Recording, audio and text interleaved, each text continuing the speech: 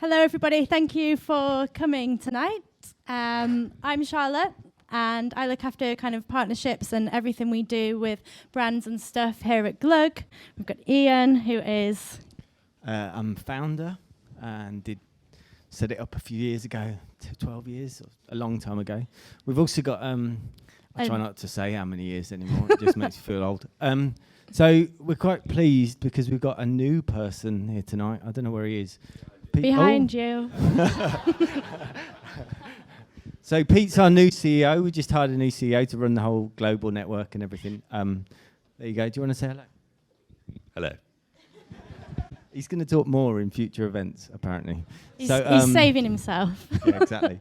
Right, skip on. So, yeah, who here has been to Glug before? Put your hands up. Quite a few people. It's pretty incredible how many new people each time. But anyway, thanks for coming.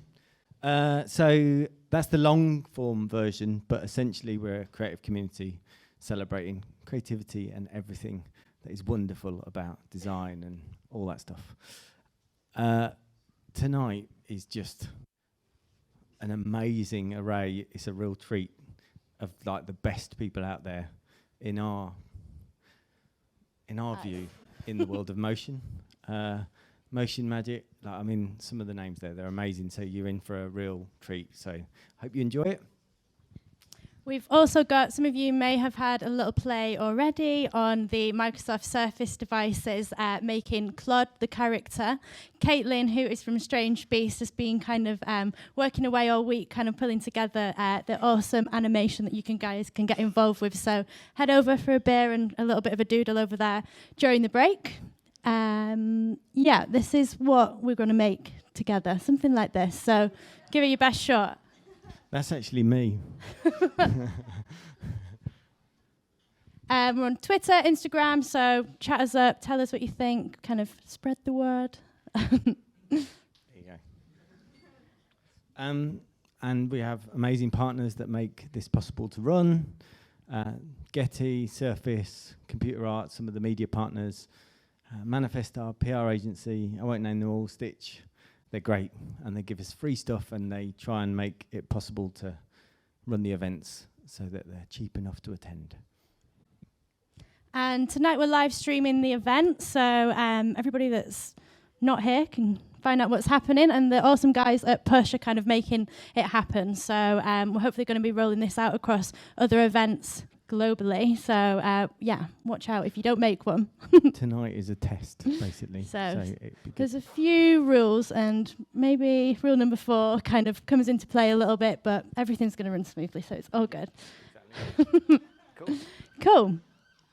So, yeah, next event is our Christmas party down at Cargo, so if any of you made it to the summer party, kind of few talks and just kind of celebrating the year and, yeah, bringing everybody together. Probably a bit less formal than this. Basically, the cargo parties that we do are much more about fun and sensible drinking. And we're going to get some great speakers for that as well, so it'll be good.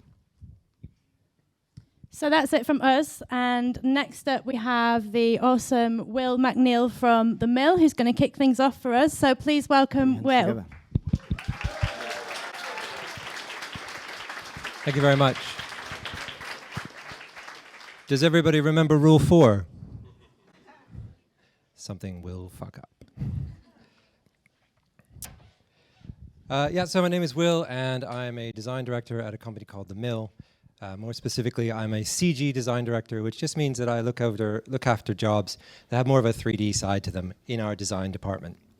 I was thinking about kind of cool things to talk about today, how to talk about creativity, because this is a creative group, and how to kind of link that to this weird thing we call motion design that we do. And I thought, well, what's the coolest motion design project ever made? And I thought, well, it's definitely the creation of the universe, right? It was a long time ago. It's pretty big, but I've been told in advertising that budgets were always bigger in the past, so there you go. It actually has a huge amount in common with productions that we do today. First off, it's got a director that thinks things should happen just as fast as he can say them. There was a gender pay gap back even then. Just as things get interesting, he fucks off on holiday. And it seems to happen to us all the time. Just when you think you're free from the director and you can do things the way you want, he comes back, decides he hates everything, and makes you start again. So the reason I'm actually talking about the beginning of the universe is because we have this idea in, when we look at creative industries externally, that it's just an idea and someone has a great idea and then you just make it. And that couldn't be further from the truth in pretty much everything creative I've ever worked on. It's not just an idea that you make. And in fact, things are better because ideas go through difficulty on the way to being made. And I was talking to my colleague Ross about this, and she said you could look at this guy called Brian Eno, because he says lots of really cool things about creativity. And he says this rather cryptic thing: it's not the destination that matters, it's the change of scene. And I think what he means by this is you have an idea, and that's where you start, and then you have an idea where you want to go with this thing. But what happens to that idea along the way is what makes it great and makes it interesting, and it's all the people involved and the challenges you face that make jobs good. In motion design, this is so true, because I was just saying with Ellie from ManvsMachine, she was saying, when's the last time we saw a storyboard? We take up jobs that come to us with the most vague and abstract briefs, and we have to sometimes somehow turn these into, these films. And, they change constantly because you just don't know what you're making until you start making it. So my sort of thinking about how this works in motion design is not always the idea that makes the project, it's what you do with that idea, the journey you take with that idea. So for us, that journey takes a lot of forms. This is an ident we just made for BBC Two. Creatively speaking, actually, the brief was pretty vague. It was, please make an abstract animation of controversy. Now, actually, we nailed the idea pretty quickly. What was really difficult on this project was, was creating a 45-second looping smoke simulation that is layered and keeps coming back to the same thing over and over again. Now, you might think, you work for a big visual effects company like The Mill, you just throw everything you've got at it, every computer. But what actually made this thing possible was the fact that we have, lots of people who are really good at problem solving. So this is one of the first things I want to say is problem solving is creativity. Whether you're a technician, an engineer, a VFX artist, or one of our designers, the ability to creatively fix things is so important in our world. And, despite having all this computer power, which we do have, this actually got solved by just some people being really smart about how they used each other's skills. And then, of course, there's the other side of this, which is the artistic side. This is the animatic for a commercial we made for a phone company recently. And this is kind of what happens if you take like a brief that's pretty specific and you just make it into a film right away, just to see kind of what happens. And there are all these kind of visual metaphors for, what makes a phone processor, what's fast, what's smart, what's a good camera, what's a good human element. But you put them together and you think, yeah, it looked great on paper, but we're not really sure this is going to make a great film. So what you do is you apply your artistic sensibilities about things like graphic language and visual metaphor and, of course, color and composition, and you come up with something that looks like this.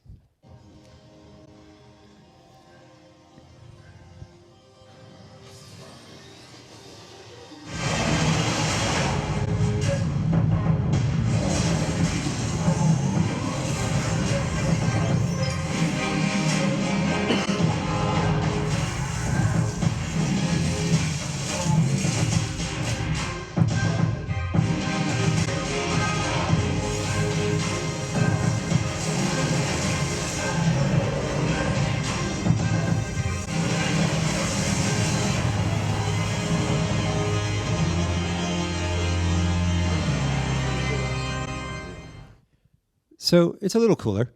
And yeah, it's just, if we had just taken all the ideas that we started with for granted and said, these are fine, we'll make this, we wouldn't get there. We wouldn't get to something that we all felt strongly that worked. And again, it's just, about questioning things and sitting around tables and talking about what works and what doesn't work and being willing to throw away stuff. And there was an awful lot of stuff that was thrown away on that project. So I'm going to talk now about two projects specifically, and get you in a little more detail about kind of how they're made, why we made the decisions we did, and then that'll be it. This first one is an application we made for Ford Mustang.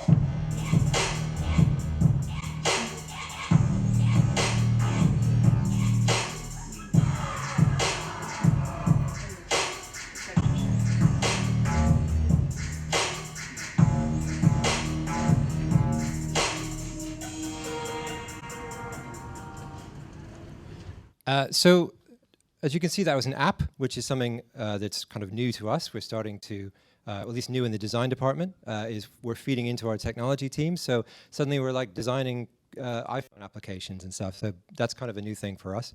One of the biggest challenges on this is they wanted people to have these things they call takeaways. So at the end of this, you could take this Ford emblem you designed, Mustang emblem, and you could make a T-shirt or a badge or a mug, or they could print it up massively and put it in Times Square in New York. This isn't actually one of them. This is a concept piece. You know, that creates its own challenges. Like, how do you create an application that allows people to make art that can be printed big enough to put on the side of a building?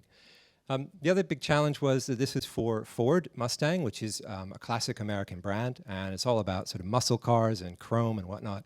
And they wanted to expand their tribes, as they said. And it was a little bit like, you know, Queer Eye for the Straight Guy when they bring the straight guy back to his house for the first time, and he's sort of apprehensive about, you know, the floral patterns you put on his walls and stuff. You know, this is like a really big American muscle car brand, and they were leaving the kind of design to us guys in London who rode bicycles. You know, it's not. There was a sort of palpable tension. Probably the toughest moment in all of this was they were starting to feel a bit insecure about this stuff not looking, I don't know, Mustang enough, kind of American enough. And so they said, oh, well, here's a great idea. Stick that crosshair on the thing. This was, I mean, fair enough, this design was for the Mustang that was called Bullet, so okay. But this was a week after the Florida shooting in the high school in America last year. And we did say to them, we really don't think this is a good idea, but they went ahead with it anyway. Technically, making this was really difficult for us because we had to kind of come up with a new way of designing things. You know, normally you'd sit in front of a Photoshop or Illustrator and you'd create all these different images, and then you'd send them off to, you know, the next person, the animator, or, you know, the people who are going to do print work on it or whatnot. In this case, we had to create things that could be made into code or recreated with code. This isn't our code, by the way. This is the backdoor into Facebook. And you have to sell these images to the client as you're going, and you have to show them how these things are going to evolve. Of course, you can't do this in code. You can't sit there in front of a computer and in WebGL make these images from scratch, just, you know, inventing this stuff in your head. You have to have some way of doing it. So kind of here's an approach we took. This is one of the styles that we wanted to make into an animation. This is a Mustang called the Roush, and this is their, they have this sort of hockey stick logo that goes on the side. We kind of latched onto that, and then this is our kind of, this is our floral pattern version of this. So, you know, we kind of think this is when you artify this, you make it interesting and different, allow people to feel like they're kind of changing it. We take that, we start out in a program called Houdini, which is, you can see, all about process. It's kind of like creating a recipe for things. And we just start playing around with these pieces of vector art, and you can see them there in 3D. You know, that's basically what you're seeing when you look through the design. And then you kind of imagine what would happen if I took one setting in this and changed it. So it's just going to evolve by changing one thing, which will simulate what the person does when they use the app. So that's where it starts, and then it does that, and then it does that, and it does that. And this is all by changing one little value inside it, kind of like turning up the volume on your stereo or something like that. You don't turn the volume up on stereos anymore, do you? Yeah, or at least not with a knob. Okay, and yeah, and you get all these cool designs, and at the end of that, we could take this process that we had made and we could actually hand this code over to our coders and say, you know, we don't understand code, but we made you some, so have it and see what you can do with that. And they did. And the muscle car lovers loved them. They actually bought some and made them and put them on their car. And then drove really responsibly. We also made a TV ad about it, which you can see here.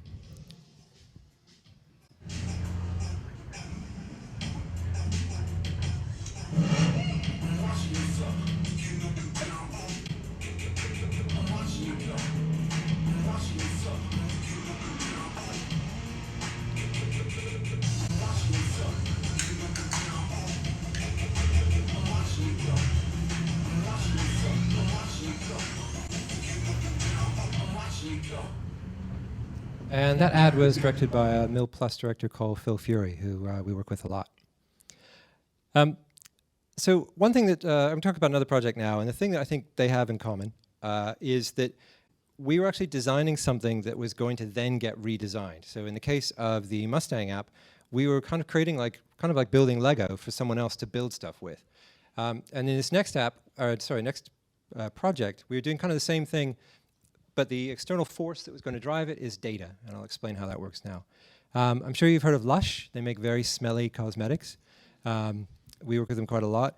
They don't like to do normal advertising. They don't like to put on TV spots. Instead, they like to do things like have events where Brian May talks about how he loves badgers. They don't want to make normal TV advertising. They want to kind of reach out to people and, I said reach out.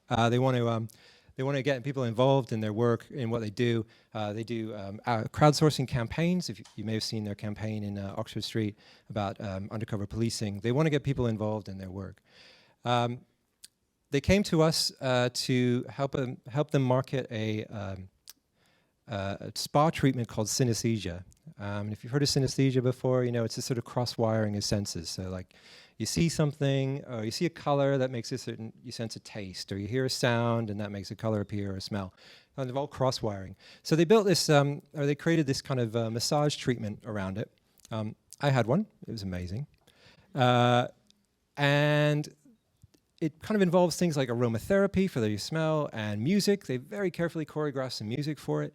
There's even some wordplay. There's some color. They use color in the thing, in the spa treatment.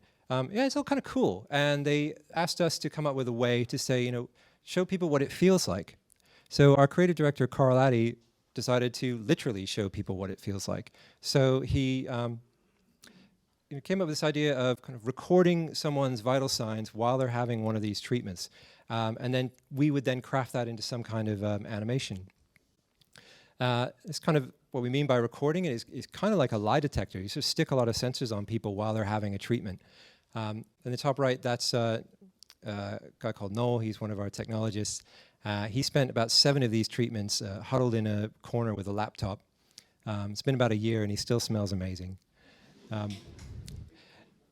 And you can see that we actually created some live data. We actually were able to create images straight off the bat that kind of represented what it felt like. And eventually we made a film for them, and I'm going to show you kind of a version of that film now. There are quite a few out there.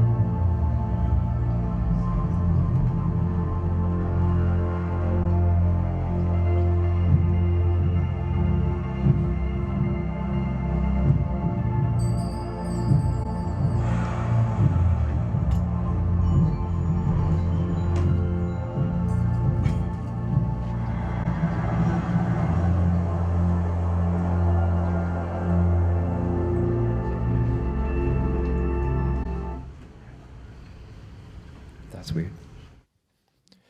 Okay, well, I can talk over the end of it. Oh, there you go. Right, so that's the film. Design-wise, this was kind of a cool project because you do have all this sort of high-tech data stuff that you've got to work with, but the last thing you want to do is create things that look like vital signs or EEG readings. So the design process was largely about trying to find this kind of middle ground, something that felt like it belonged to Lush, and something at the same time kind of conveyed what the sensation was, and also something that actually could incorporate the data. This is our Pinterest board. It goes on for a while. Bit of a warning about Pinterest. It can get pretty distracting. You're trying to make something and you've got this amazing sort of resource next to you where you just get more and more stuff out of it. But one thing I think is particularly useful about just getting images like this up, and if you're doing any kind of abstract design work, is you need to create a vocabulary that you can share with your colleagues. So when you say something like, I want to see a big toothpaste sculpture, you can point to that big toothpaste sculpture and go, that's what I meant. So it's easy in visual effects to talk about metal, photorealism. In abstract work, it's much, much harder. So it's great to get images in front of people and talk about them. These are the 4 things that we made. Top left is heartbeat, top right is touch, bottom left is breathing, and bottom right is brainwaves. And I'm just going to talk to you a little bit about how we made them. Actually just touch and brainwaves. This is our sensors that we used for touch, and it measures something called galvanic skin response, which is basically how sweaty you get. We noticed that once we put 2 of these sensors onto someone having a massage, that the readings went off the scale because they were warm and they started to sweat a little bit. But something really interesting happened if you put one sensor on the person giving the massage, as you can see there, and one on the person receiving it, is you get this really interesting bar graph that represents the 80-minute treatment. And this is actually the data from that sensor for a treatment. And you can see, yeah, they weren't kidding. This thing really is kind of choreographed to music. There is a really clear repetition and punctuation to this. And that graph basically represents the touching that went on during this massage. That sounded a bit sordid, sorry. This is what we made from that. And basically this is a sculpture that is made in 3D inside Houdini that is powered by that data. There's a little bit of kind of artistic license taken to try to add a little bit of interpretation, but this is basically driven by data and then lots of cool colors and depth of field and stuff like that added to it. And then this is kind of what it looks like when it moves. And again, this is the data driving this. And one thing that we learned on this project was that when you throw real world information in like this, it adds a whole new layer of movement and realism that you don't get through hand animating this stuff. I talked about how you can go off in any direction in motion graphics, motion design. These are my style frame ideas for the brainwaves. I tried everything, and I kind of thought we were locked in on this sort of sea creature thing on the bottom left, but right before we finished the film, Lush came back to us and said, actually, we don't think that's quite right. So we came up with something a little bit different. We had to, unlike the other tests, the other images that we were working with, there are actually 5 different data streams that we had to deal with in the brainwaves, 5 different brainwaves that we sampled. We had to learn all this stuff pretty quickly. Basically, at any given time, if one of these brainwaves is more prevalent than the others, that kind of gives you a hint as to what people are experiencing, whether they're wide awake, like they've just walked into the street, or they're super relaxed or fast asleep. So what we did is we took each brainwave. There are 3 of them in this drawing, but they're actually, or in this animation, but there are actually 5 in the film. And we gave it a personality. So there's no data at work here. We're just kind of going, okay, well, they're really, the alpha waves or whatever they were, we'll make those green and we'll make those really snappy and pulsy. The gamma waves or the delta waves, which are really chilled out, we'll make those kind of slow and chilled out. And then what we do with the data is make the data decide how bright they are. And this is what you get. And basically this is the brain model that we created using kind of particles and flying around, being driven by the data coming in from basically what the part of the massage where a person is just starting. They're kind of still like they just walked in off the street. Another little tip here in motion graphics, we don't usually have access to super powerful computers for rendering, so sometimes you have to come up with tricks to do these things fast.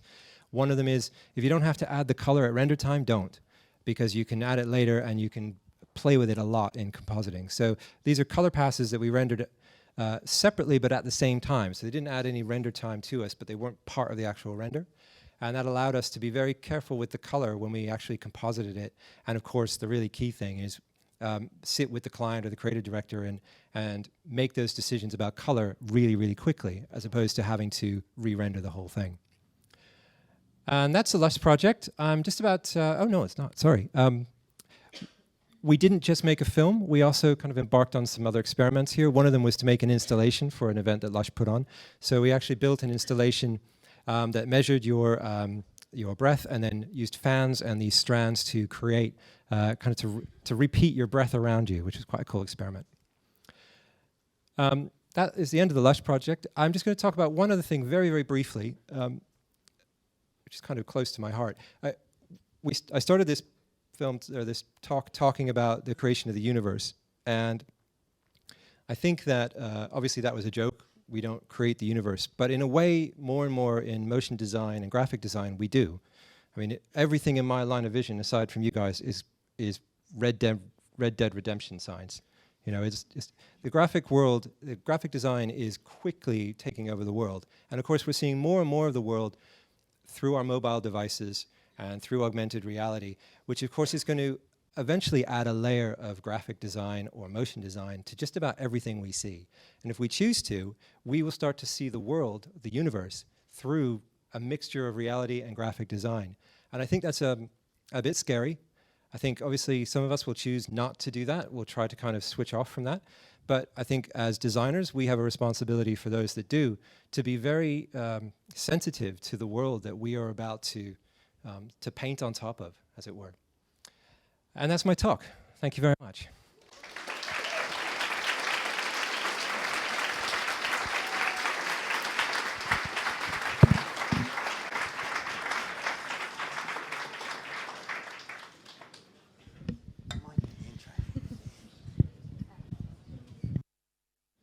You can do it. Yeah. Okay, fine.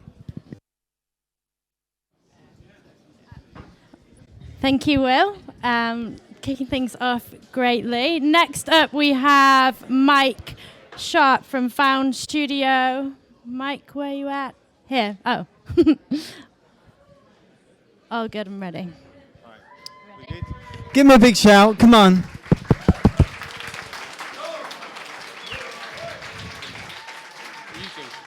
I'm not talking. Do you want me to do it? No. You do it.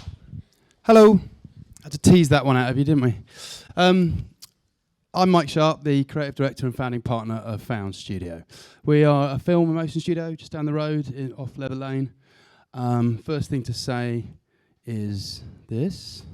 Didn't have time to do any audio for this. We're 10 years old. We turned 10 May this year. So I guess without wanting to devalue what we do, I guess I'm representing for the small to medium-sized studio here. We've been going 10 years, and I wanted to give you a little bit of a perspective from my point of view, having run a studio for 10 years, starting like this back in the day. Just a ramshackle office in a friend's architecture studio with mates and laptops and very little infrastructure. That's how we started. We just wanted to do everything. At the time, Matt Pike had started Universal Everything, and we wanted to be like that. We wanted to be a collective.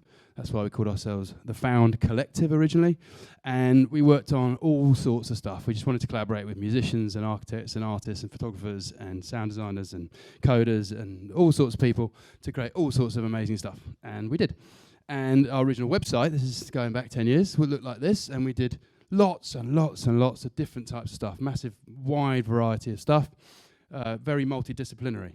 So we were doing photography initially. We were doing print, music videos, which went on for some years, ending up with big pop videos for Ellie Goulding, Take That, people like that, brand films and commercials, broadcast work, all sorts of different broadcast work, live visuals for crazy Chinese musicals in the Bird's Nest and tour visuals and all sorts of stuff, moving into experiential and lots of projection mapping when all that happened and experiential things, Foot Locker and Nike and in-store and virtual reality and AR and everything beyond that.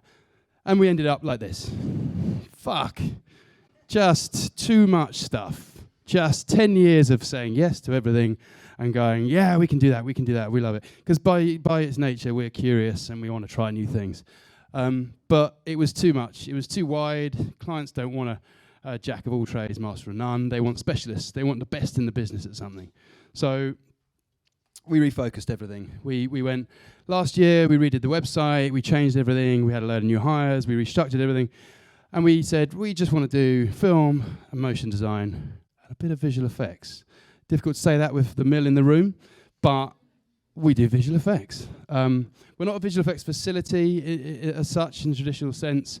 We don't work on other people's work. We do the motion design's basically got so good now that it's visual effects now, and I've got some examples of that in a minute. We still push film hard. It's hard to try and get that film work now because the budgets are so tight and the timelines are tight. And we can achieve so much in motion design. All the photo real product stuff is done in CG now. But we try and do film when we can. Yeah.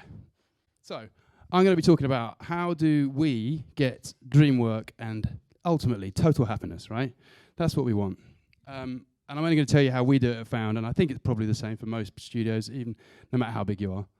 The first thing you do is you invest heavily in commercial projects, right? Stuff that comes along that hasn't got the budgets that you'd want, but it's an amazing idea. It's maybe a dream client, it may be a great brief. We push them hard. If they come in the door, we do them. We try and do them. We built a new website, and part of that website, we wanted to create a lab. This is something that happens quite a lot nowadays, and we never had one. But it's this idea of you build it and people start to create stuff for it. People start to compete internally in the studio with it. It's a bit like Instagram. You want to get on lab. And that's a massive culture for generating creative work and place to explore. More on that in a minute. And studio projects. The last 3 years, 2018, yeah. The last 3 years, we've been putting a lot of money and time into studio projects. And they've all gone on to win awards, and ultimately some of the best creative briefs have come in the door because of it. So I'm going to have to go fast. I've got a lot to show. So touching on all three of those things, investment in commercial work. If the creative's great, if the client is someone we want to work for, it's a technique we want to try, we go hard to try and win that job or make it work somehow for their money. So I'm going to show you three projects we've done this year which illustrate that. First is this fun project. If anyone's seen this, it's a thing for original source through Iris worldwide. TV, it was a video on demand, I think. Anyway, 15-second spot using motion capture, which is something we kind of thought we'd done, but actually we have never done it. And we think we know how to do it, but actually we've never done it. So we were like, shit, let's do this as a bit of an R&D project. They don't have much money. It's a bit of fun. Let's do that. So we took the job on. Here's a little behind-the-scenes-y thing. This is a guy called Tommy Franson, runner-up on the first season of So You Think You Can Dance. And he's been in some of our music videos.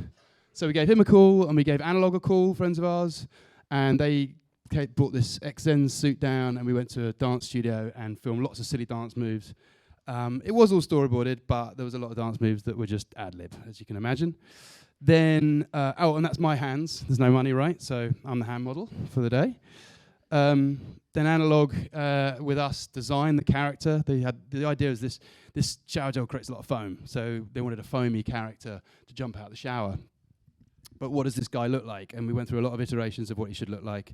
So not having too much of a Ku Klux Klan hat, and not being too fat. Just being honest. And then once you get into movement, what's the sim like? This is one of the early tests where obviously he shouldn't die at the end of the commercial, but it looks fucking cool. So we pushed hard for this. Didn't work, but still. You can see here he's floating as well, which is another one of those sort of things you have to solve once you've got the motion capture data. And I'll show you the final spot. Yeah.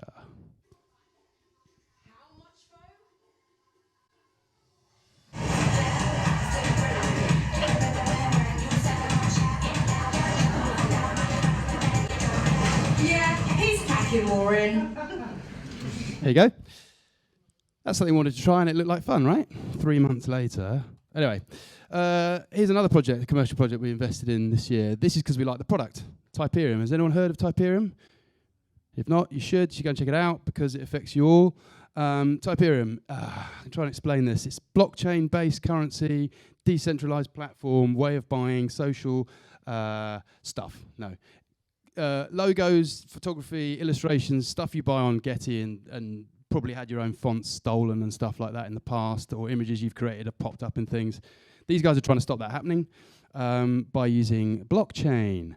So Alex Haig, who started this business and is trying to get this off the ground as a startup, he called us. He runs Hype for Type, and he's fed up with all the piracy going on. So he gave us a tiny bit of money and said, could you create a logo for us based on that to launch the thing? The rough idea was all these things to do with representing different aspects of creativity coming together into one central platform.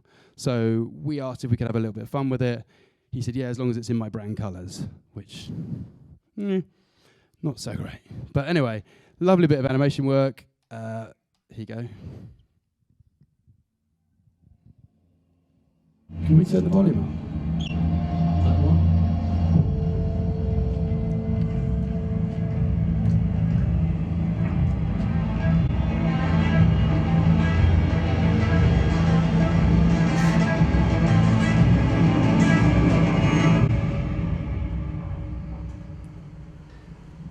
Go. So that's something that had no money, but we love the product. So go and check out Typerium. Another commercial job. The Story of Europe. This is for a broadcast channel called Viasat. They were making a 6-part TV series, and they came to us with an incredible brief. The show is telling the story of the history of Europe and how, if you're a modern European, you're made up of different parts of the history. And they'd come up with this idea of representing different themes from each of the episodes to do with war, exploration, arts and culture, and religion, all through sculptures and augmenting them in some way. And it seemed like a really clear brief when we got it, an amazing brief, but really tight turnaround, really tight budget. We got the job, and then we set off making it and realised how much work there was to be done. For instance, there was a character, Columbus. He doesn't exist. You can't go on Turbo Squid and just buy this guy for £5 or $50 or something. We had to get someone to model him entirely from scratch. From reference photographs there's hundreds of Columbus statues. We narrowed it down to one in New York in Central Park. Client liked that one, so we had to make that. We then had to make him shatter. Expanding our skills in the studio. One of our guys is pretty nifty with ZBrush, but it's like, okay, how nifty are you? Can you make a sculpture of Franz Ferdinand very quickly? This is slightly sped up, but he took the challenge, took a photograph, sculpted it in ZBrush, brilliant, and made this. Then we start going, okay, we've got a model of Dave, we've got a model of an anatomical thing, let's try and fuse those things together. Oh shit, all the UV meshes are all messed up, they're not working, so we need to go into Substance Painter and start making these textures work, which was a lot more work than you first realise when you're scoping a project. And then jumping into Houdini with that ZBrush model and trying some simulations. The client wanted Franz Ferdinand to be shot in the side of the head and then explode as well. Which is a lovely challenge to sit and do. There's a little fly around of that. And then, again, this is an investment project, right? We've not got a lot of money, not got a lot of time, so how are we going to create liquid? So at the end of the promo, all the pieces come together to create a face of a modern European in this sort of kitsugi technique where you glue back the sculptures together with gold. So we had to make the liquids quickly. We did it in X particles. Amazing results. I'll shut up and play the promo. Power and faith. Beauty and science. Exploration and exploitation. Freedom gained and lives lost. Thousands of years of our story told in a landmark series. The Story of Europe. Coming soon on Viasat History. There you go. That won an award this week out in Germany for print. We did the posters for this as well, and that for the print and also for the promo as well. So good result all round. Right, I'm going at speed, as I said. Next thing I want to talk about, labs. So we created this lab thing. What is labs? It's a place to explore, to try things out, things that don't go into a brief, R&D, that sort of thing. Often we're just looking at trying to increase the level of finish and polish in the studio that we perhaps haven't got time to do on a commercial project. Just trying out little ideas.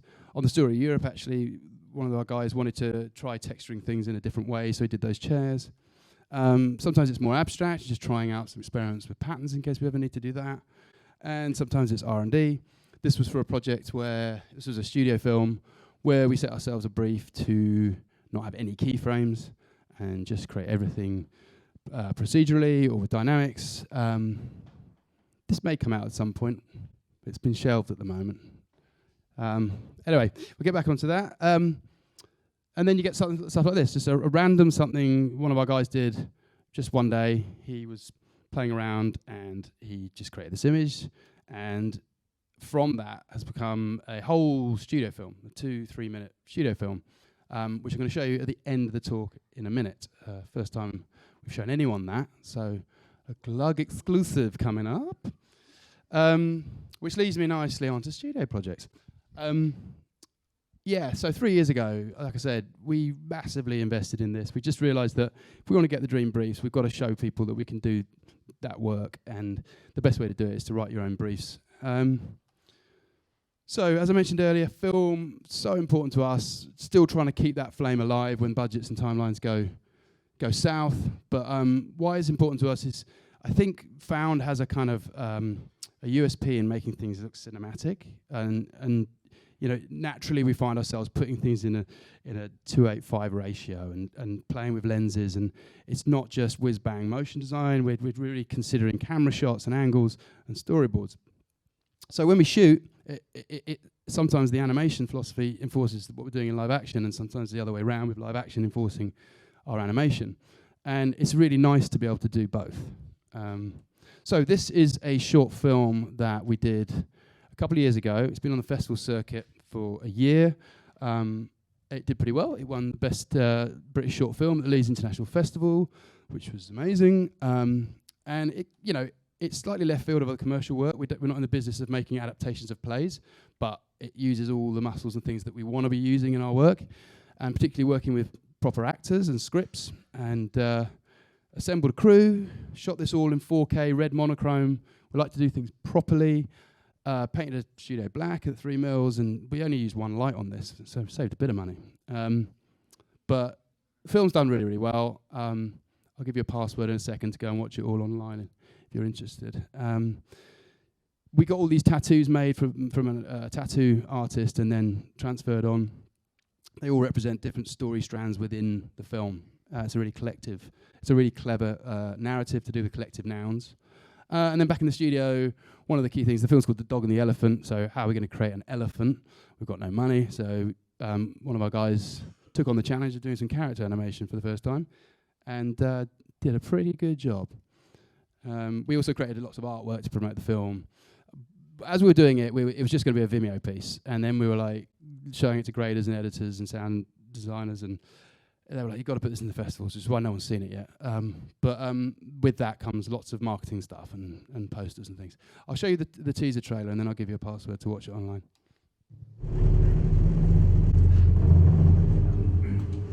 My name is Bendigo Barlow.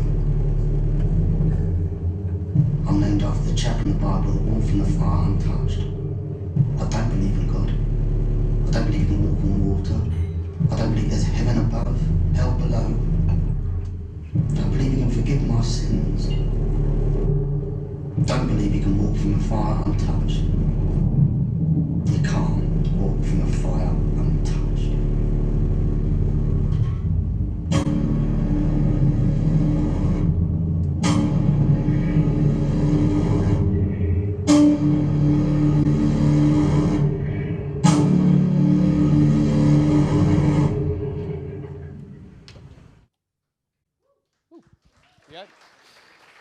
So, thank you.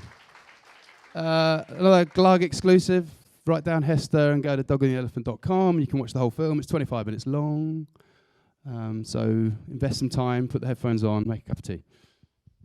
Second studio film that we've done, proper film, is called The Death of Albine. We're a cheery bunch. This is working with a friend of mine who's a British installation artist, Rebecca Louise Law. And over dinner a couple of years ago, she said, "Do you want to make a film? You make films, right?" And I was like, "Oh yeah, sometimes." And she wanted to make an adaptation of a book called The Sinful Priest by Emile Zola.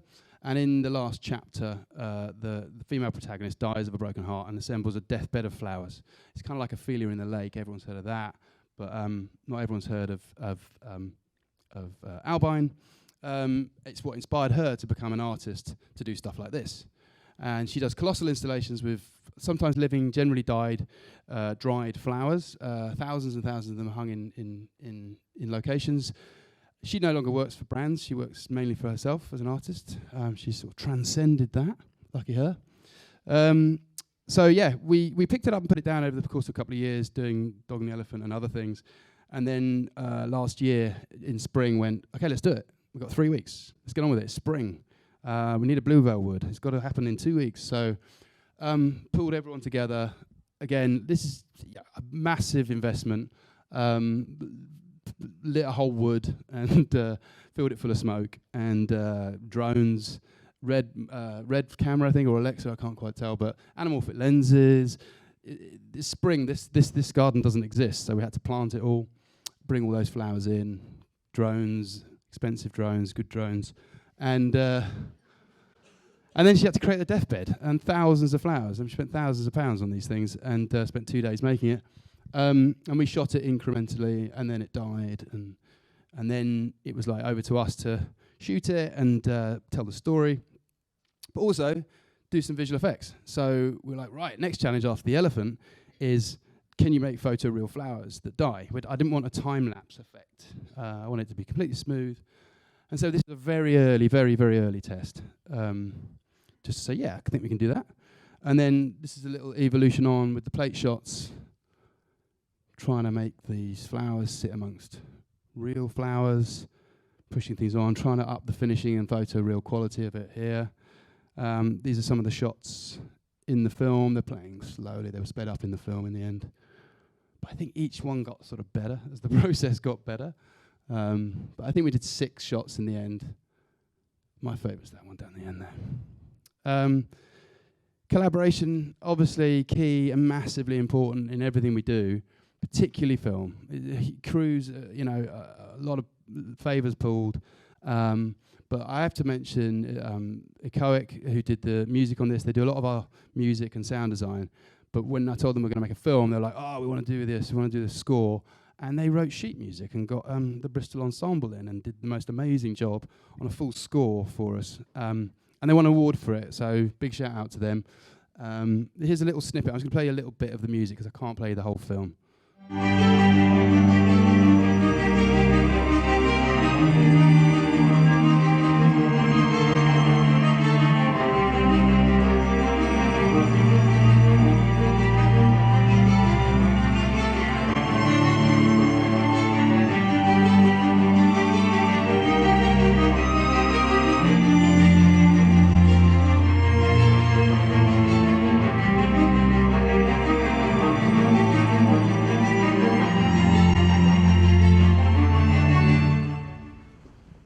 Yeah, massively pulled it out the bag. There's a huge favour on that. And here's some shots from it. Again, it's 7 or 8 minutes long, so I won't play it all now, but I'll give you a little flavour of this.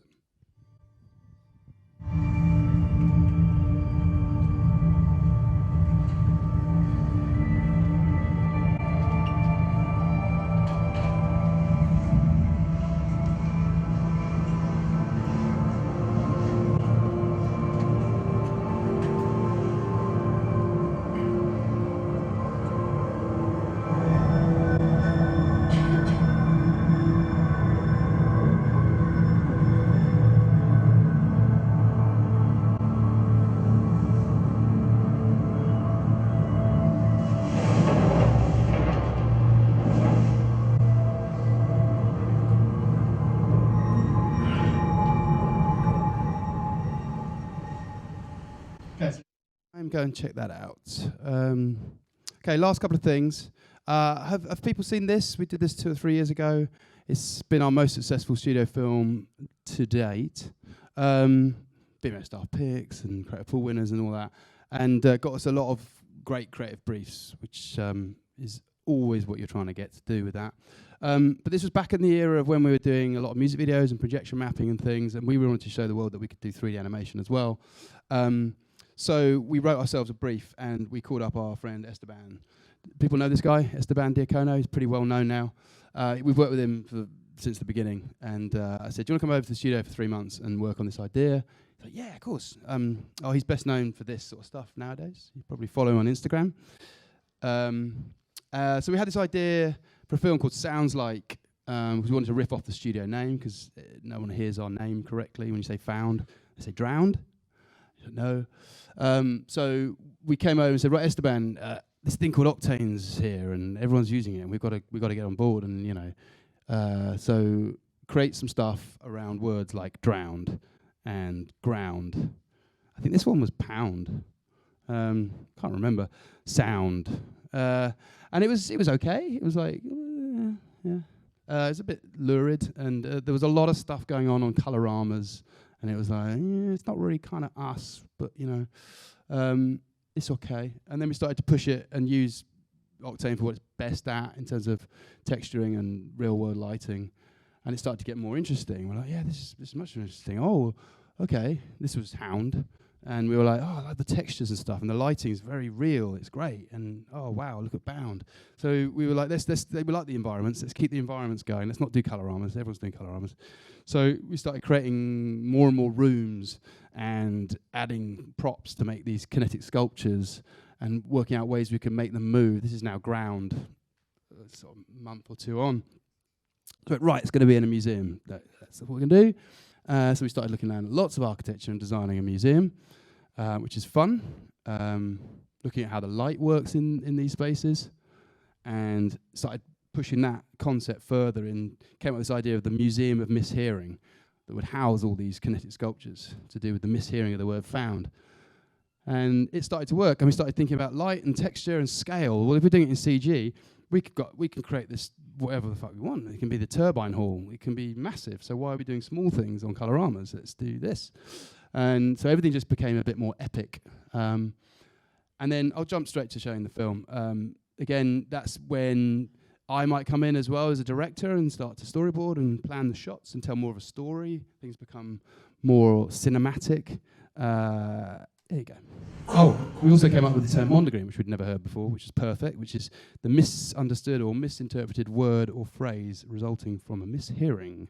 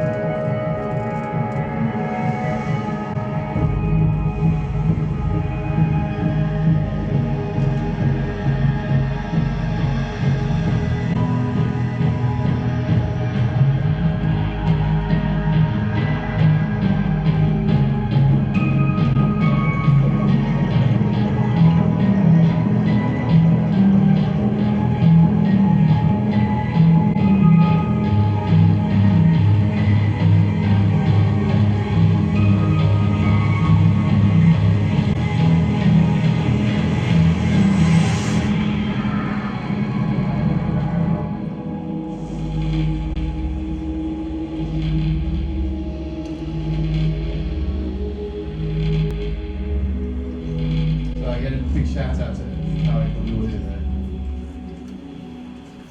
I think that still holds up. And still winning us commercial work, which is fantastic. So finishing up, I'm going to show you our latest film. It's currently called Sub, because we can't decide what to call it. So if you've got any ideas after you've seen the film, do email info@found-studio.com. The hive mind, hopefully, will figure this one out. So look, back to this one image that I showed you earlier on Lab. This was just one of our guys experimenting again with lighting and atmosphere, and he's got a bit of a bonkers brain. And he thought about the staircase going to this hole and how it's descending into darkness, and maybe that's the subconscious, and that's something to do with that. It was not much more than that, a quick daily of like, nice. Then he found this quote. The conscious mind may be compared to a fountain, playing in the sun and falling back into the great suburban pool of subconscious from which it rises. Sigmund Freud. And he thought, oh, that's kind of relevant to the thing I did the other day. That's nice. And he happened to be reading this book, Caesar's Last Breath. And this book is a strange book. It's about the history of the Earth's atmospheric gases. Apparently it's fascinating. And in it, the author describes, he says that any gas can be converted into 3 states: vapor, liquid, and solid. And he started to think that that was a nice metaphor to go with that quote from Sigmund Freud about the formation of an idea, about how an idea starts very untangible in the back of your subconscious, and it's just floating around there, and then it starts to take form and shape until it finally crystallizes into this beautiful thing. I've kind of told you too much about the film. I was going to do a whole breakdown of every scene and what it all means, but I'm going to leave that to you. So yeah, first showing of Sub.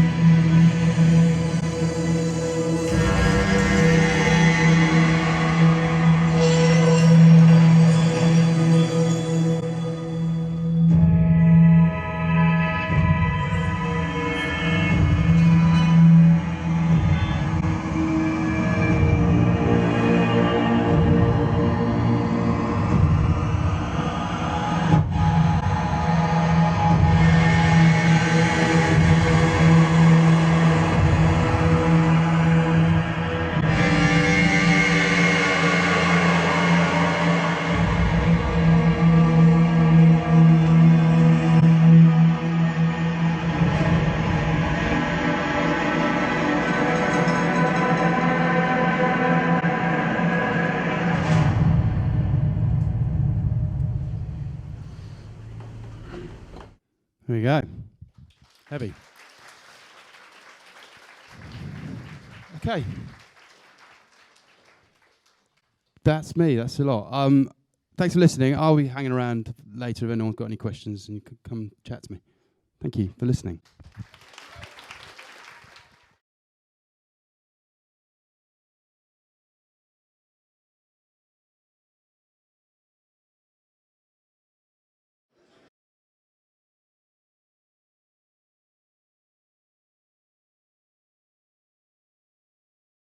Bailey from ManvsMachine. Welcome, Ellie, please. Thank you. Thank you. Can you hear me? Is this on? Hello, Glug. Right. I'm Ellie from ManvsMachine. I'm the executive producer here in London. And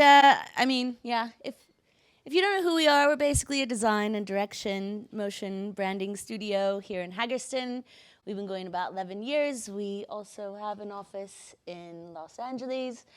And our whole ethos is just get the best people all under one roof, make beautiful stuff, and have a great time doing it.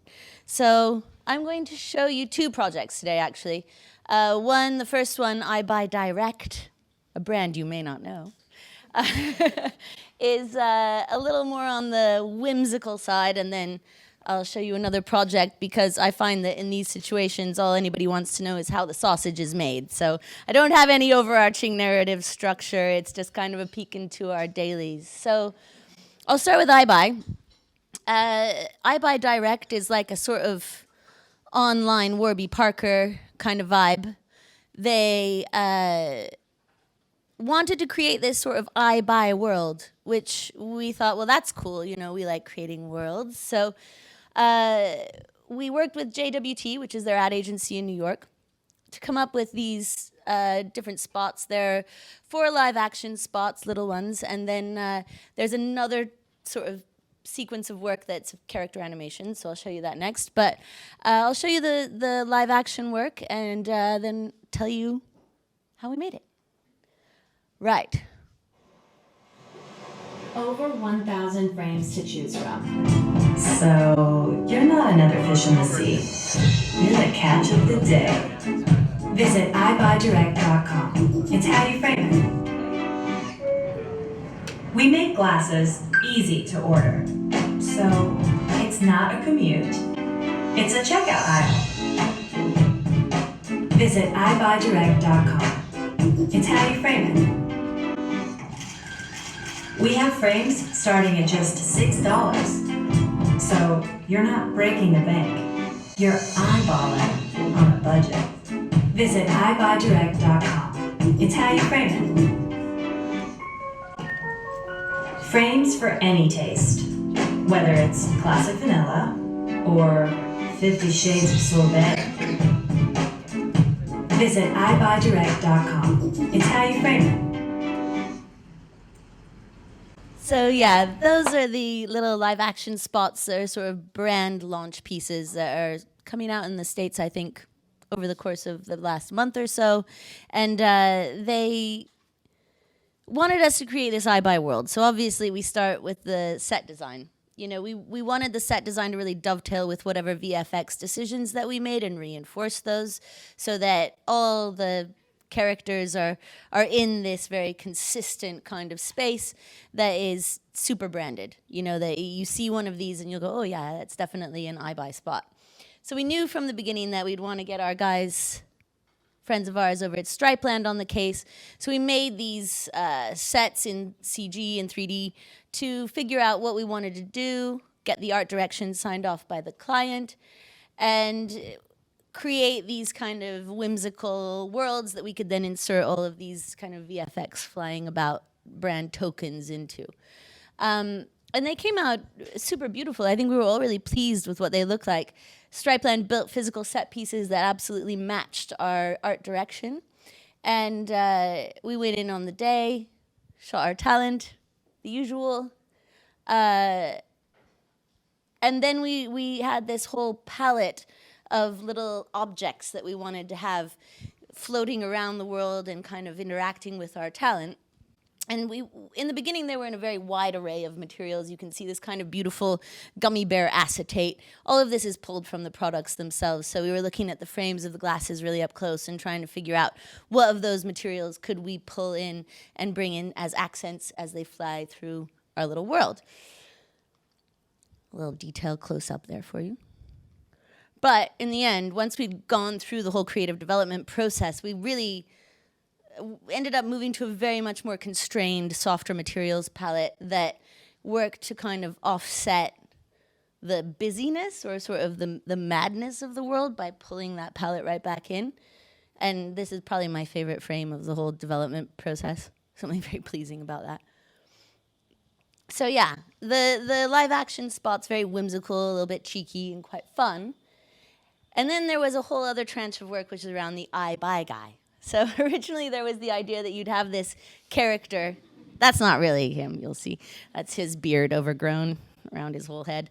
But the I Buy Guy was originally going to be interacting with your live action characters, but over the course of discussions with the agency and the client, it turned out they needed to communicate a whole bunch of tactical stuff, you know, like transition lenses and 30-day returns and all sorts of customer service kinds of things. So he ended up basically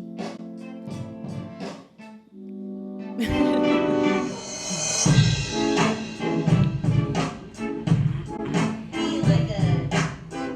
a character that you could use to communicate all sorts of different things.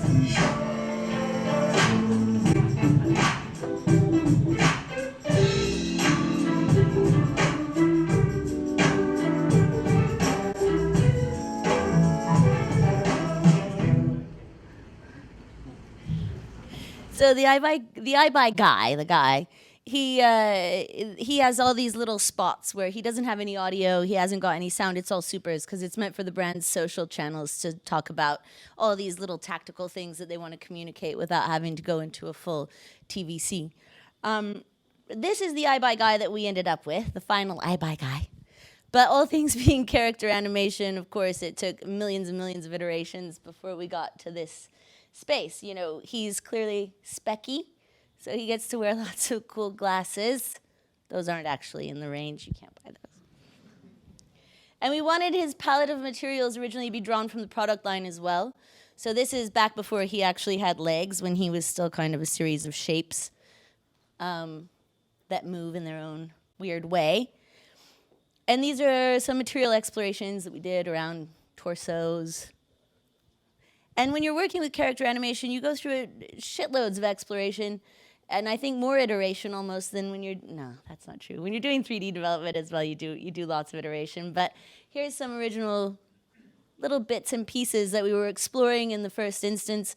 And some of them you see, you know, we actually got them to a fairly high level of polish just as we were going through development. I really like this guy. And here's some other development. You can start to see the forms that become our final I Buy guy, but there is a dichotomy forming, especially in the studio. You know, was it going to be Mr. formed of lots of different shapes, or is it the more Mr. Whippy guy that you see over there on the lower right? And here's some shape dudes. Some of them starting to have legs. You can see our fella there in the lineup. He's already present. This is before he had legs and he was still wheeling around on his tortoiseshell sphere. The Mr. Whippies came quite a ways with us down the development process. We were pretty infatuated with them. I think the client thought they were just a little too weird, but I still feel like, come on. What's not to love? And we even thought, you know, for a while we'd make a Mr. Whippy world that they could all, that was a little too bonkers, I think. But there was another iteration that we thought, right, well, let's make the entire set become an I Buy guy. He could look like this, maybe. Or, you know, when he's finally formed, he could look like that. Maybe you start out with, like, the talent sitting on this sofa, and then through intense puppetry of some kind, you rearrange the set so that the I Buy guy then appears. But that also went the way of the dodo. And these are the original sketches for our final iBuy guy. You can see it here, he's not yet got fingers. He eventually comes to have fingers. He's very charming. In the end, we love him. He became a little bit like a mascot of the studio, and he's very, very cute. So all in, it was, you know, a very different project for ManV. It doesn't look like a ManvsMachine joint, I wouldn't say. It's part of, you know, us being a little bit older, a little bit bigger now. We have a skill set that we haven't necessarily been able to explore in the past. So doing this kind of character animation, character development work has been super valuable, I think, for all of us in the team, and learning, you know, different ways of working, and also putting something out there that clients can come back and say, I know that you've done this, can you do something similar? And now for something much more intense and classic ManV, Born Mercurial. So the Mercurial Superfly football boot from Nike came out last year, and so we did the launch campaign for it. If you know anything about ManvsMachine, you probably know this. It's high-end, hyper-real, super gorgeous, CG, a kind of level of materiality that is unparalleled. But there tends not to be too much live action, and there tends not to be too much talent direction in our Nike work. So when the Mercurial football boot brief came along, it was super exciting, because you know already that it's going to be, you know, Ronaldo and Neymar, and there was going to be a lot of live action. It was going to be a really big deal, you know, a massive global launch. So we were mad excited to get involved and kind of take our Nike work to a different level, a different kind of level of intensity.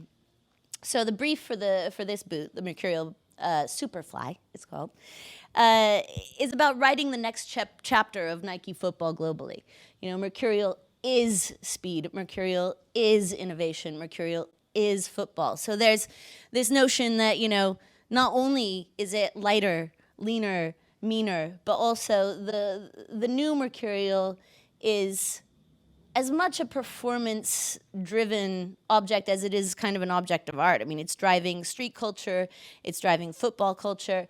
So we wanted to kind of tap into both of those aspects of it. So I'll show you the film. Let's do it in the dark.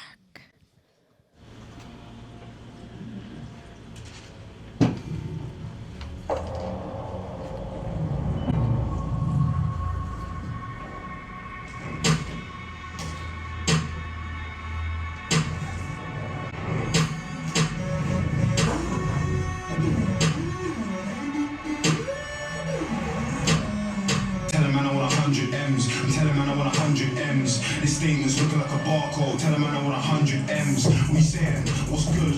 What?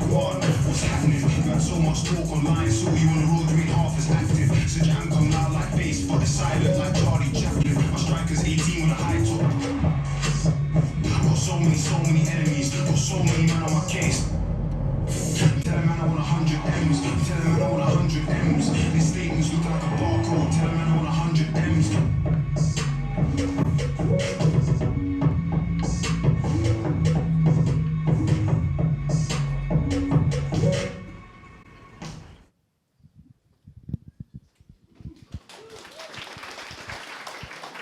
Oh, thank God.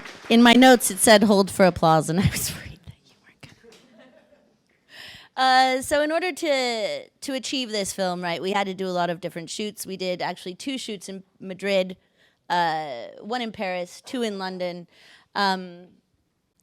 And for starters, right, we were going to have to work with more mega superstars than we'd ever had to work with before. And our guiding light, inspired by this amazing football talent that we had to work with, was that not all athletes are created equal. Some are fast by nature, that you can be born mercurial, that there's something mitochondrial in your DNA that is, you know, a mercurial vibe. So as directors, obviously, it's incredible. You're working with the beautiful game's biggest stars, like Mbappe, obviously. We've got Asensio, this guy you know, Neymar, rapper Dave, who performed the track, And it was super exciting, major talent across the board. So obviously we were just like, how are we going to do it? We're super excited. And we tend to go ham on shoot prep when we get super excited. We draft everything up in the scene in 3D. So we know where's our light sources going to be? What's our camera angle? Like, what are the lenses? And we get a little bit, I don't know, obsessive about setting everything up so that we know what's going to happen on the day and we know what shots we're going to be able to achieve physically. And it allows us to test things so that, you know, our DPs can come in and have a very clear vision of what we as a directing collective want to achieve. We even did one for our cheetah.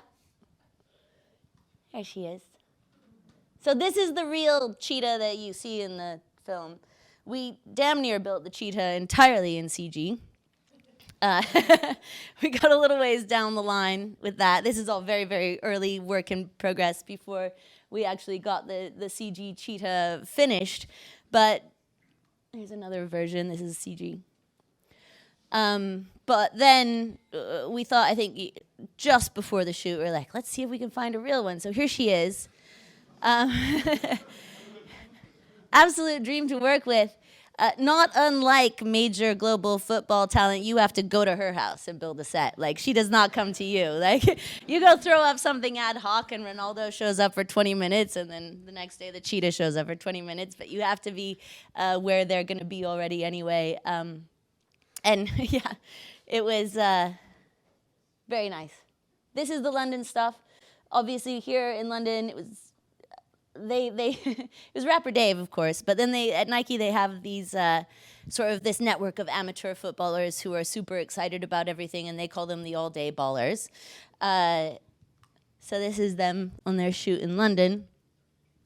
But I suppose the point about this film is that, like, you can do 4 shoots and a huge amount of development and a huge amount of kind of typography and design work, because even if something appears for 25 frames, which some of this work does, it absolutely has to be, people pause this stuff. They take screen grabs of every single frame. And so everything has to still be perfect. So I'll show you some of the development work. Stuff like this, you know, absolutely stunning. This never actually went into the final film, I don't think. It was is it in there? It's 25 frames or something, 20 frames. So you blink, it's literally blink and you miss it stuff. I can't fully describe how much R&D went into this film. It was a huge team working for a long time and trying out all sorts of stuff. Here's a little dev film.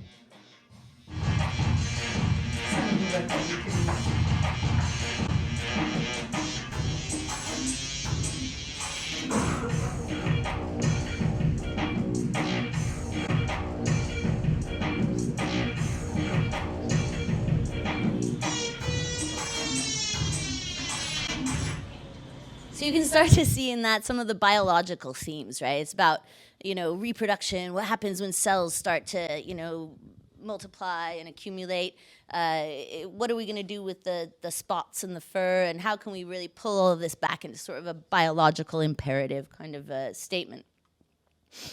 There is, you know, some of this stuff which is supernatural was one of our keywords, supernatural, like beyond, impossibly, you know, kind of scary biological modifications that Nike might have, you know, manifested or been involved with.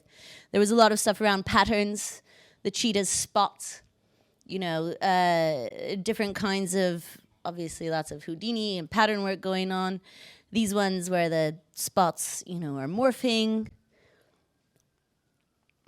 Just a huge amount of R&D for stuff that maybe even never made it into the film. I mean, here's, you know, your mercurial cellular level, mitosis, expanding, a lot of Houdini. This is like, yeah, this is a frame of Ronaldo's blood. And we made a whole bunch of different teasers, like all sorts of content, just a huge amount of content for a 90-second film that you couldn't possibly I mean, I would love to show you everything that we did, but we would be here for probably about 4 days.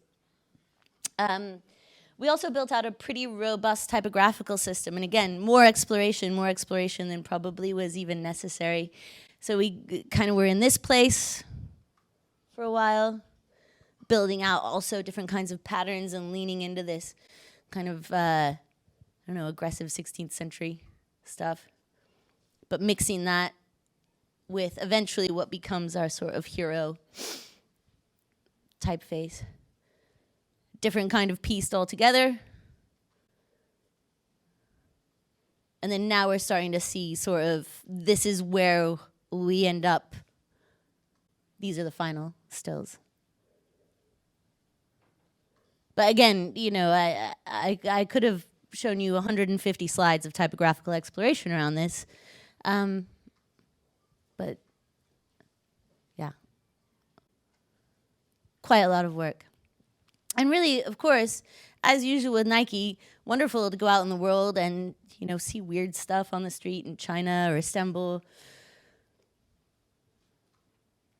And this thing, oh my God, this animation. I wanted to end on this because Ronaldo posted this, and this is still, I believe, the still version of this is his profile picture on Instagram. He posted this, and we got 8 million views in like a day. I mean, ironically, this little GIF is probably, you know, pound for pound, our most viewed animation ever in the history of Man vs. Machine. You know, I'm not going to complain. But yeah, I just wanted to give you guys a whistle-stop tour through a couple of very different projects, give you a little bit of a view behind the scenes at ManV. And that's it for me. So if you have any questions, feel free to catch me after.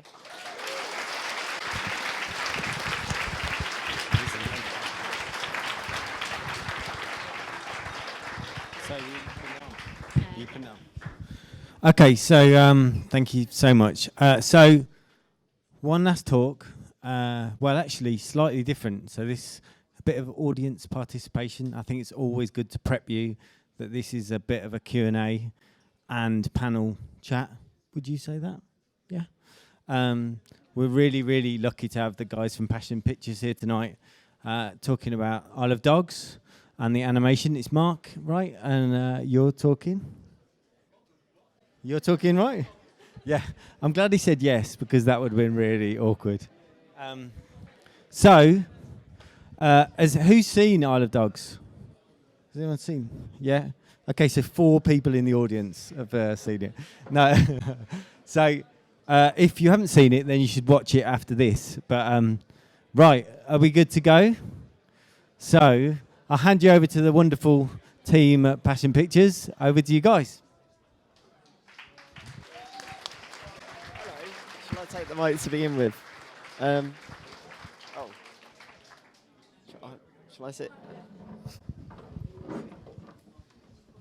Hello, I'm Alex. I'm the Europe editor at Little Black Book, and so I'm just asking the questions here. We've got we're really, really lucky to have 2 directors here from Passion. We've got Mark Waring and Anna Manzaris, and both of them worked on Wes Anderson's film Isle of Dogs, which is incredible. If you haven't seen it, just go. It's a sort of for me, it's like the perfect film to be framing this discussion about stop motion animation, because it's kind of like where we're at with stop motion in 2018. Although, and I think it's had a big sort of impact. I think we're going to see a couple of films. We're going to see the trailer for Isle of Dogs, and then we're also going to see Anna's short film, which is called Enough, both of which are a good laugh. So and then we'll have a little chat about all the themes. I'll get out of the way of the screen.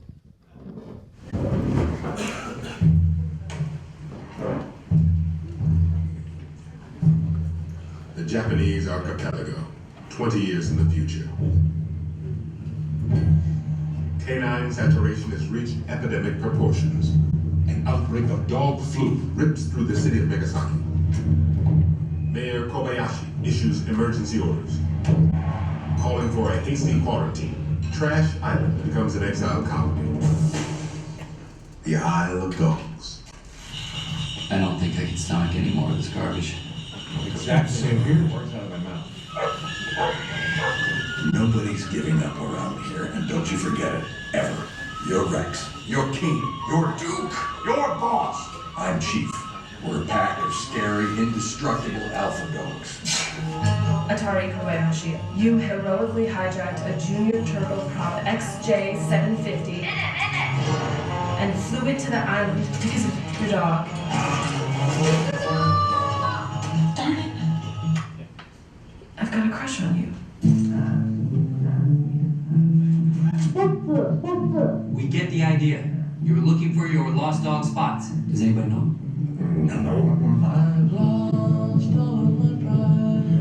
Spots, if he's alive, may very well be living even at this moment as a captive prisoner. Somebody is up to something. Will you help him? The little pilot. Why should I? Because he's a 12-year-old boy. Dogs love those. We'll find him. Wherever he is, if he's alive, we'll find your dog. It's gonna be a fight!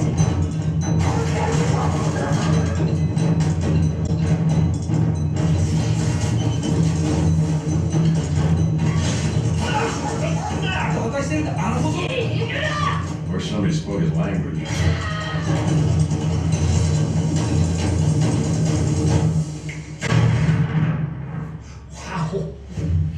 The north, a long rickety causeway over a noxious sludge marsh leading to a radioactive landfill polluted by toxic chemical garbage. That's our destination. Great. Get ready to get shot.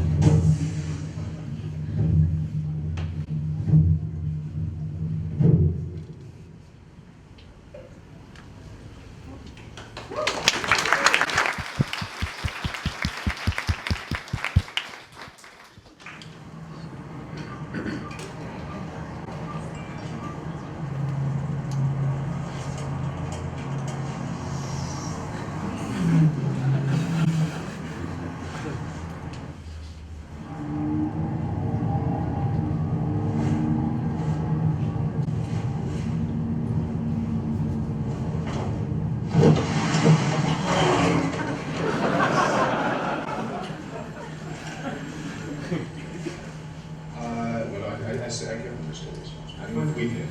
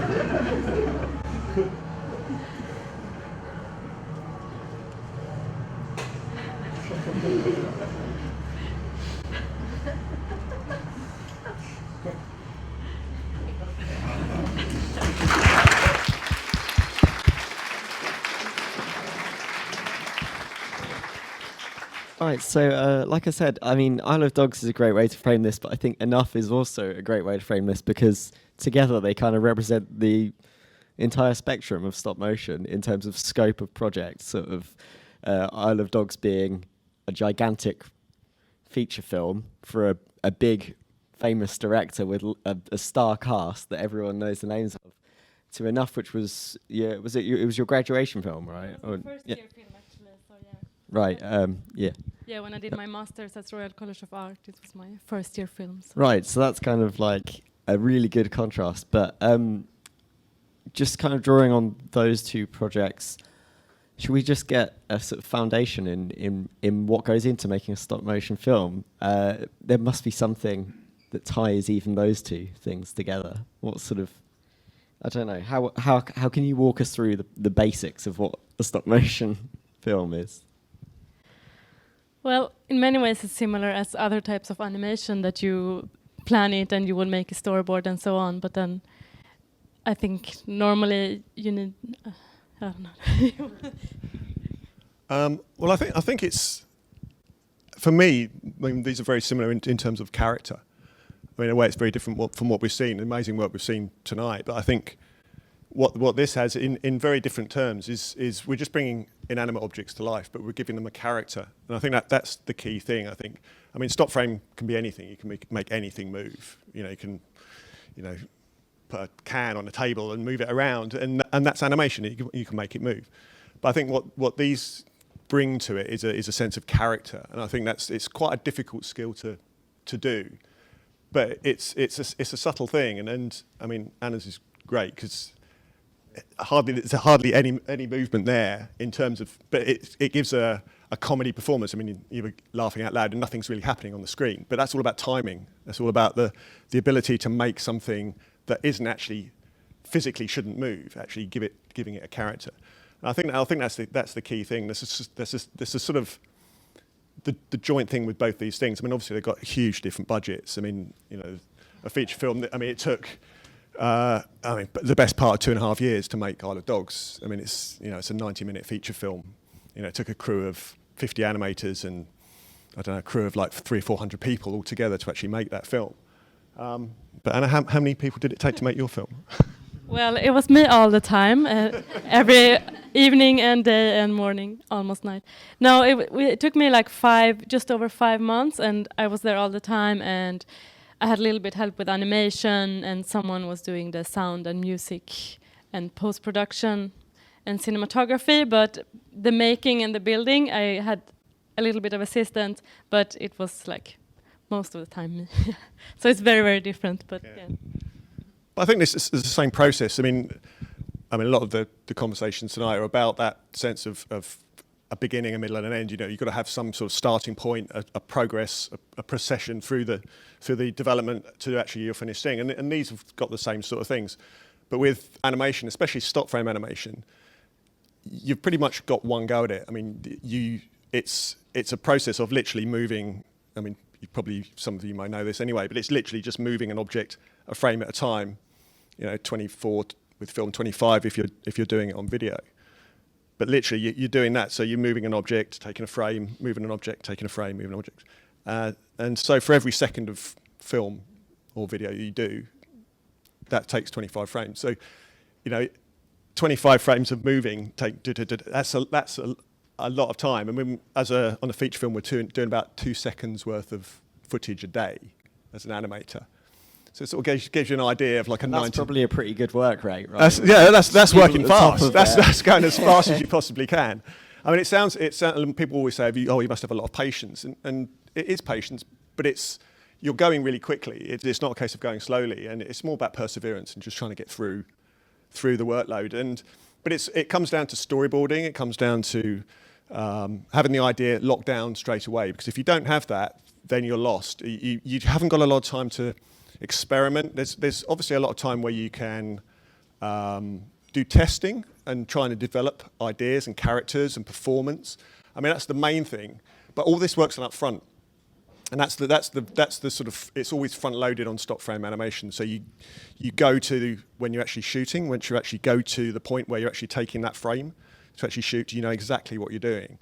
And it's quite a discipline to actually get to that point. Otherwise, you're really struggling. Because if you're trying to wing it and ad-lib it, I mean, there's a little bit of room for that maybe in short films. There's a little bit of more room for that. But on a feature film, you've really got to have everything locked down, because you've got 200 or 300 people trying to work to make that frame perfect. And if you don't, then the knock-on effect is it's time, it's money. So there's a huge amount of planning that goes into these films. Yeah, and I think maybe for me, when I made my film, I have a little bit more room of improvisation. Even if I'm still like have the idea and that's where I'm going for, I can like improvise a bit if I see something like, oh, this is funny that like in the end scene, I hadn't planned for the last guy to just like stand and look at them for a long time, but then I was like, this is actually quite funny. I can like make him keep looking so long that it becomes awkward. Yeah, it's one of and those then I jokes can just that have the gets funny text again. coming on. Yeah.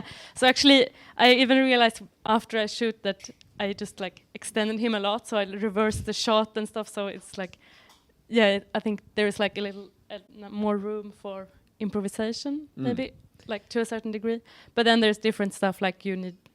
And I think it's fun to work with like both small and big productions. And like we were talking before, it's a lot about like which decisions you make with the budget you have. So for example, with mine, I couldn't make like spend so long time on puppets and try different designs and different materials and face replacement. So I just had to go to a more minimalistic style. And basically I have like black cardboard paper for the mouths that I cut out and replace. And I think if you just manage to like be consistent in that and make a universe that like feels like a world, then it works like with different styles and different techniques. I think that would be a good point to talk about, the many different styles actually that you can get into with stop frame animation.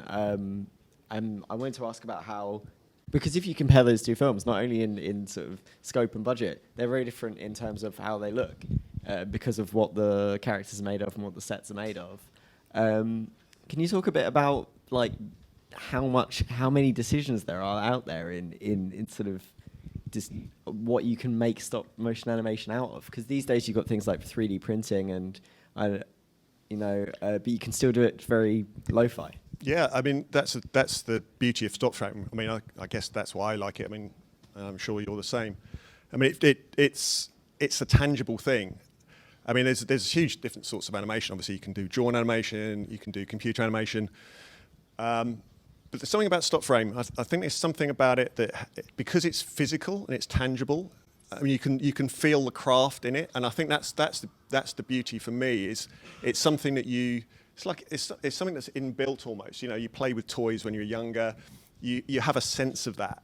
You know, sort of that you can handle stuff and you can feel it. But when you see it on the screen, I think that's something. Especially, I mean, Isle of Dogs was specifically chosen as a look to embrace that.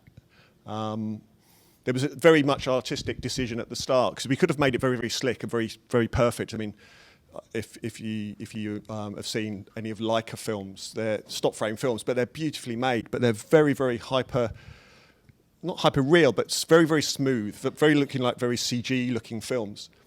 And Wes Anderson decided that he definitely did not want that. He wanted to make sure that the films that he makes are physical, that you can actually see all the detail in it, all the craft, the weave of costumes, the moving fur. We had to, obviously the puppets were made, I mean, we've got one here, I can show you in a minute, but he wanted to show that the fur was moving, it was almost alive, it had a tactile feel to it. And I think that's something that probably both these films have, even though they're very different in terms of budget and scale. You can see the sort of love and the textural side of that in there, and I think that's the great thing for me. Again, talking about stop frame as a medium to use, it just has a feeling that you almost like you can do it yourself. You know, you can if you want to, you can make it at home. Yeah, if you have the time, you can do that. I mean, you can physically do that. I mean, these beautiful films that we've seen today. You know, a lot of that stuff, it'd be very hard for you to actually make something like that at home. You know, you can do it, but it would be very difficult. But you can set up a little camera in your bedroom and get an Action Man or whatever it might be, and you can move it around and you can make it come to life. And that's the beauty of it. And you can do it on that level, and you can take it up even further. So it hasn't really got anything to do with budget, but I think it's bringing something to it, like a character-based thing, rather than just something moving around. I think that was something that I think is sort of a beautiful element of this. It's a craft and a skill, and you know it's great to show that. And Anna, I like the way you talked about how the style kind of came from a kind of logical decision. But then I guess there were other decisions after that in how you sort of embraced the aesthetic of it. Yeah, I mean, I think then if I had the choice to do like Wes Anderson and like have a crew and do a lot of details, I would say like, yeah, of course. But now when I see it, I think like the story fits to that, because I still know I wanted it very like grey and mundane and to feel like very like boring everyday life sort of. So I think like it was time and budget choices as well, but I think I also wanted it to be quite like clean and restricted, and the characters to be a bit like how you can feel if you're having a bad day, when if you feel like a bit like this, or you're in public transport, you're like, I don't want to be here. So I just wanted like them to have this like awkwardness, but still, yeah. Oh, it works really well. It fits really well with it, and that's kind of the joy of it. You can totally see that in that you can get across points about what the artistic message of the film is just in the decisions of how you build these tactile things. It's amazing. I don't know how you feel about whether stop motion is sort of having a moment. It's sort of it seems that there's some really good stop motion going on at the moment, and people are kind of taking notice. Do you think there's anything that's driving that, or do you notice being inside that world? I guess it's also trends. Like if this film comes out, then many people want to do like stop motion commercials, or like that it's driven also by what's happened. But I think there's always going to be a sort of curiosity when you see that it's handmade. Like I think that it's nice that it can exist always parallel. Like it's not against like CGI or. But it has this like, if you see, for example, like, oh, it's cotton, you're like, oh, I wonder what more materials are there. Like when you can do everything in a computer, it's sort of like, at least for me, it's like something tickling in like thinking what materials did they use, or like how did they make this, and this was like a real thing. So I think, and also I think in general there's like a trend for like craft things. So I think that maybe comes parallel with the stop motion as well. Have you got any thoughts on that one, Mark? Yeah, I think that's true. I think it does go a little bit hand in hand with what's going on out there as well. I mean, people like into doing craft things like craft beer making and cake making, and there's all that sort of, I don't know, vintage feel and that sort of thing. I mean, I think, not that this is tapping into that, but I think there's, people get slightly sort of blinded by the slickness of lots of stuff that's out there. I mean, as beautiful as it is, but it becomes quite homogenized. And I think if you sort of get sucked into that, it gets almost bland to a certain degree. And I think that, you know, stop frame has always been out there, but I think it's something that just has a little bit of a more sort of natural tactile feel to it that people sort of can gravitate to and pick up on. And it's sort of just, it's like a counterpoint to other approaches. And I think that's an interesting sort of style that sort of I think it has a moment, and I think it's sort of, it is cyclical. There's like features don't come along that often. And then when it does come out, it just reminds people, oh yeah, there is this other thing that goes on. It's always been there, but it's just something that just comes to the fore, you know, every now and again. And I think, you know, it's sort of, I don't know, that craft aesthetic, I think. I mean, just what Anna was saying about trying to find different approaches to how you actually make stuff. I mean, obviously in the films we have to make things out of water, you know, to represent water or fire, all the elements like that. So we're just trying to find different approaches to how to do that. You know, how do you make fire? How do you create fire? I mean, we were using it with cut out bits of paper. We were using noodles. We were using carving soap.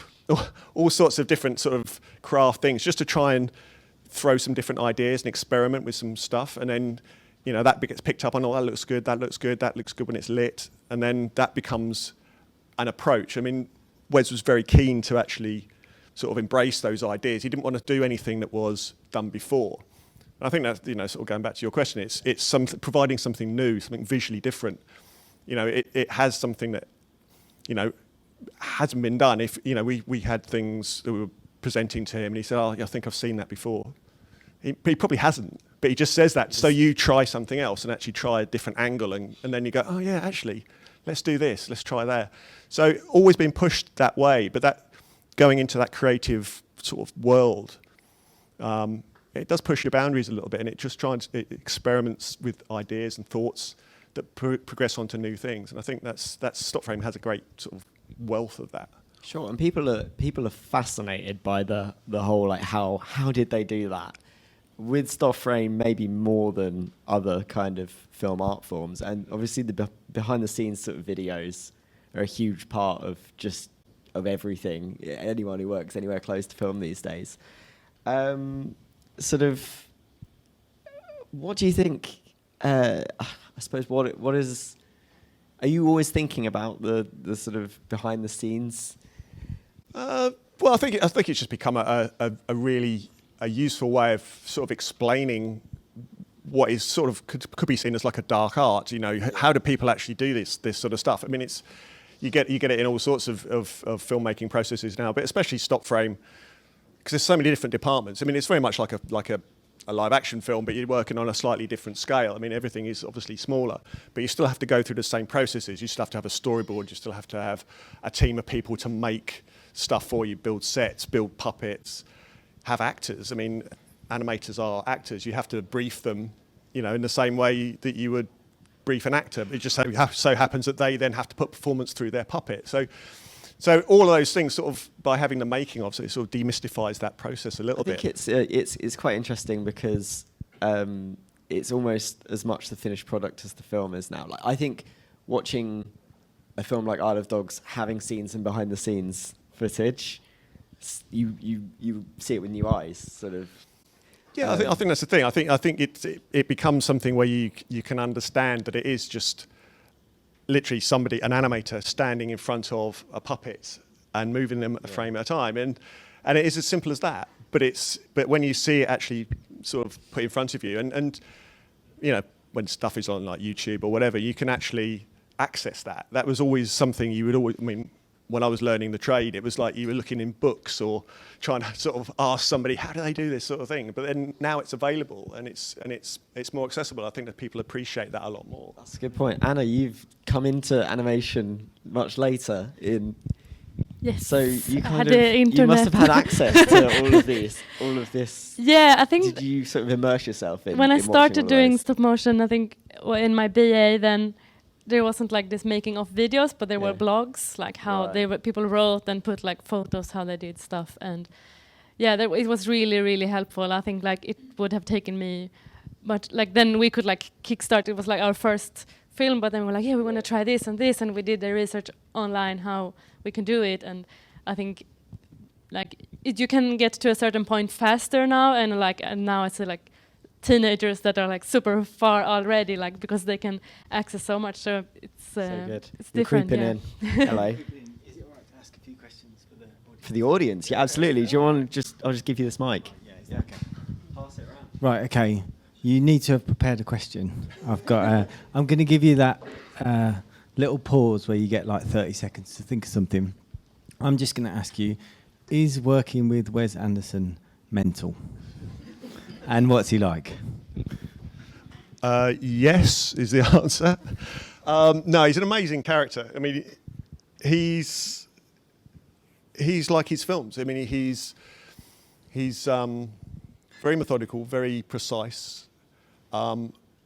Every single. Well, if you've seen the film, you'll understand. But any of his films, really, he's in total control of absolutely every single item in the picture. So, like just watching that clip there, if you take any frame from Isle of Dogs, Wes has looked at every single item in that frame. Whether it's something in the background, something in the foreground, the colour of it, the shape of it, he's gone through every single thing. I mean, he's absolutely meticulous in that. He's like I don't know, he's on the spectrum somewhere, but in a nice way. But the thing is, he does everything by email. So he's hardly ever at the studio. So he would, it sounds bizarre how you can direct something while not actually being physically there, but in a way he could cover more ground. When you're actually physically on a stage, when you've got 50 units that you've got to cover and look after, he might, if he was at the studio, he'd only cover 3 of those in a day and have to speak to everybody else. So he would never get around. But by doing everything by email, all the information comes to him. He can look at all this stuff and instantly get back to people all over the studio. So it's a way of controlling, but also just keeping a tab on everything that's going on, and that's sort of the way he works, which is sort of phenomenal way of working, really. Cool. Right. Who's got a question? Right. Well prepped. Well done. Here you go. So it's a very specific process question already, I think. But for me, it's baffling to grasp that. So you said it's like 2 seconds takes you a day. In acting, I guess in general, you have like an actress perform a scene, which might be like a few minutes, and then you decide, no, that didn't work. Let's do that again. That, if I count that up, that's like weeks of work where you would then be deciding, no, we need to do this again. Like how soon do you understand that, no, this didn't work, we need to do it slightly different, we need to tweak the frame? And then do you have like save points, like almost like spawn points in Super Mario Land or something, where you can go back to then start from a certain point again? Like, how does that work? It's baffling to me. Well, to start with, we like I said earlier, we very rarely go into the actual shooting process until we're completely 100% sure of what we're actually doing. So there'll be obviously a script that'll be boarded out. So there'll be like an animatic, which is a drawn version of the storyboard, sort of, and that's put into like a timeline that's basically runs for the film. So you know, like there's a specific sequence that you're shooting, and there's a specific shot, what's going on in there. And then it'll be like a live action film. You'll stage it out where the characters are going to be. You'll do, to a certain point, you'll do some rehearsals. So you'll literally block where the characters are going to be in the shot. Then you'll break that down even further, and then maybe do a little sort of pop through with the characters rather than shooting on singles, or you'd shoot on 5s or 6s maybe. So it's a very, very poppy version, and that gets viewed, that gets reviewed, checked, make sure everything's all in the right place, the lighting's all right. You brief the animator on what the performance is going to be. They'll use that and maybe do another rehearsal with that. And then when everybody's absolutely 100% happy, then you start the actual shot itself. You can, with the way we shoot, there is a process. We use mainly a program called Dragonframe, which is like a capture software. And you can check that. You can check your frames and where you are, and it records it, and then you can sort of build it up as you go. But you can get to a point where you can go back a little bit, but you can't really go back. You can restart. I mean, it does occasionally happen.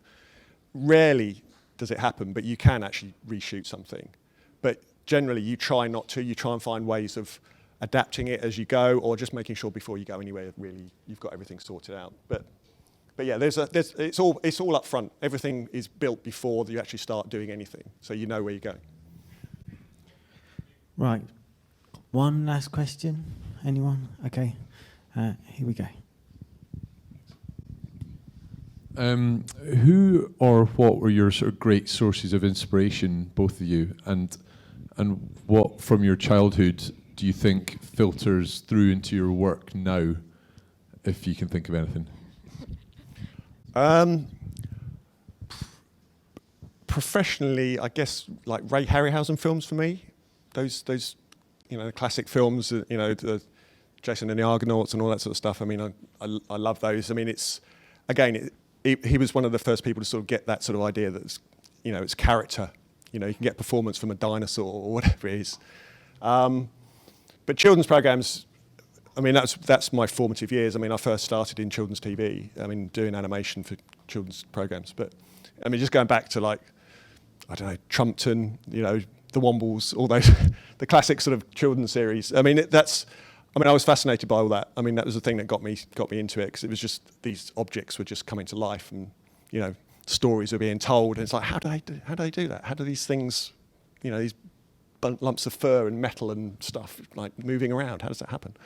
So that sort of spurred me into how I got into doing what I'm doing. But yeah, I think I was never so interested in like animation or film when I grew up, but then I always liked visual stuff, and I like making stuff by hand. And then I was like, oh, I'm gonna study animation. It sounds funny. And then I realized that I enjoy the stop motion process the most. So, but I'm from Sweden, and I've heard many people say that they think my film look very Scandinavian. So I think like there's a lot of unconscious stuff probably that inspires you. And I think for my film, specifically this one, I was also inspired by moving to London, because there was like so many crowded people, and in the rush hour, in the public transport and stuff, and I started to imagine what they actually wanted to do.